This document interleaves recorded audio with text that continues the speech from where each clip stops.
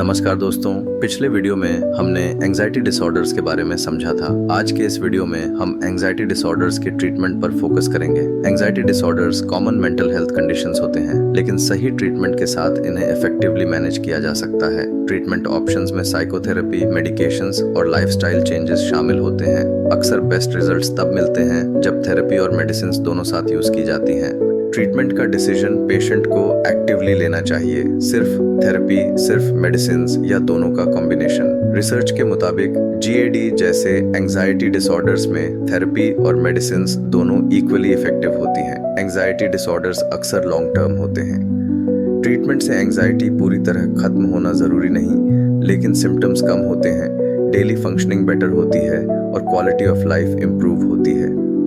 Medicine symptoms को control करती हैं, जबकि साइकोथेरेपी रूट कॉजेस पर काम करके रिलैप्स का रिस्क कम करती है। Psychotherapy, talk therapy. Psychotherapy anxiety disorders के ट्रीटमेंट का एक बहुत इंपॉर्टेंट हिस्सा है।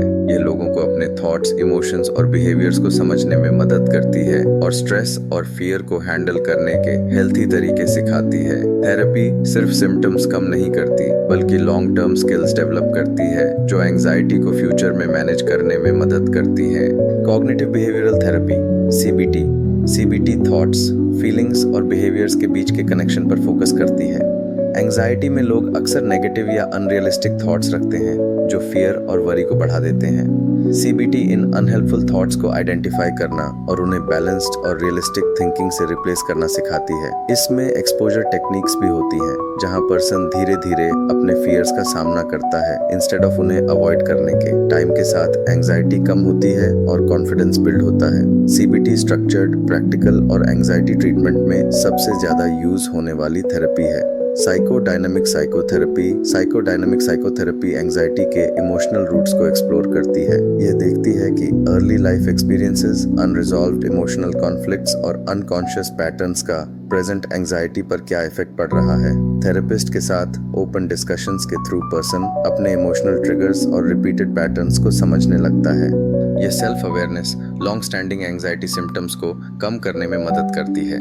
साथ ही इमोशनल एक्सप्रेशन और रिलेशनशिप्स भी इम्प्रूव होती हैं। यह थेरेपी क्रॉनिक या बार बार होने वाली एंजाइटी में ज़्यादा यूजफुल होती है।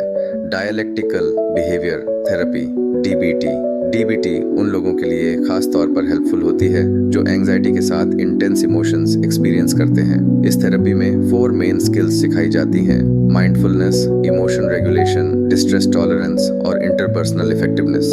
ये स्किल्स स्ट्रेस को मैनेज करने में मदद करती हैं बिना ओवरवेल्म्ड हुए। माइंडफुलनेस प्रेजेंट मोमेंट में रहना सिखाती है। डिस्ट्रेस टॉलरेंस क्राइसिस सिचुएशंस को सेफली हैंडल करना सिखाती है।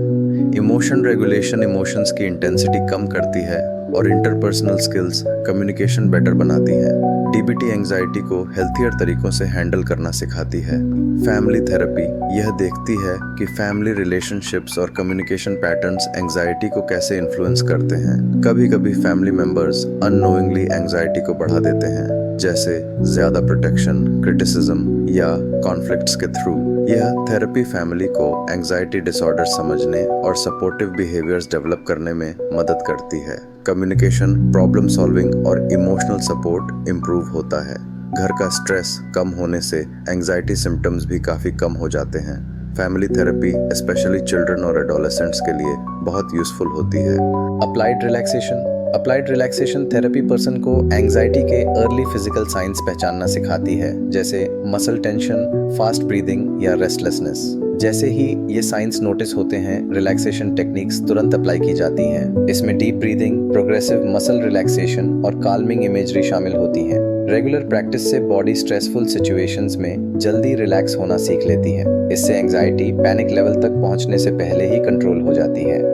यह एक सिंपल और डेली लाइफ में इजीली यूज होने वाली टेक्निक है। इमोशन रेगुलेशन थेरेपी का फोकस इमोशंस को समझने और उन्हें बेटर मैनेज करने पर होता है। एंजाइटी में लोग अक्सर स्ट्रॉन्ग इमोशंस एक्सपीरियंस करते हैं जिन्हें कंट्रोल करना मुश्किल लगता है। यह थेरेपी इमोशंस को आइडेंटिफाई करना, उनका पर्पस समझना और उनकी इंटेंसिटी कम करना सिखाती है।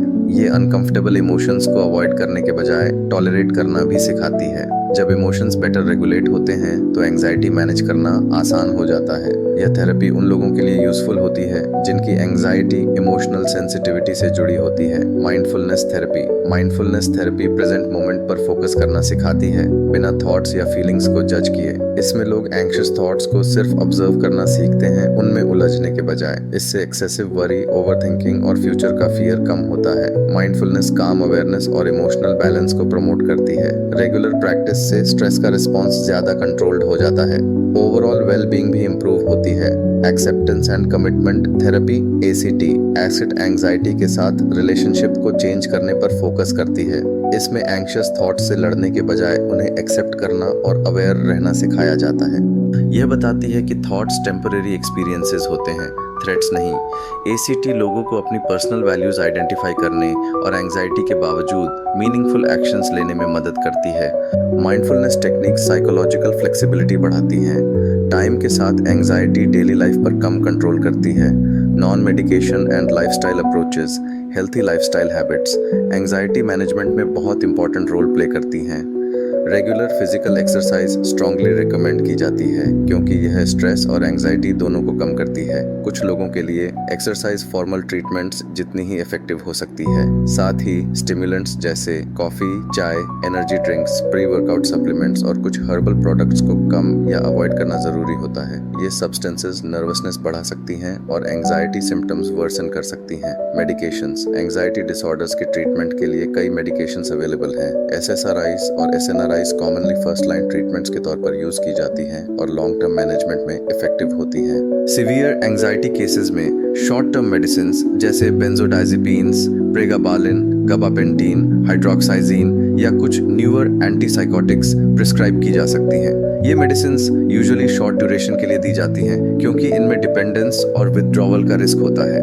विथड्रॉवल सिम्टम्स में एंजाइटी बढ़ना, स्लीप प्रॉब्लम्स, इरिटेबिलिटी, ट्रेमर्स और रेस्टलेसनेस हो सकती है।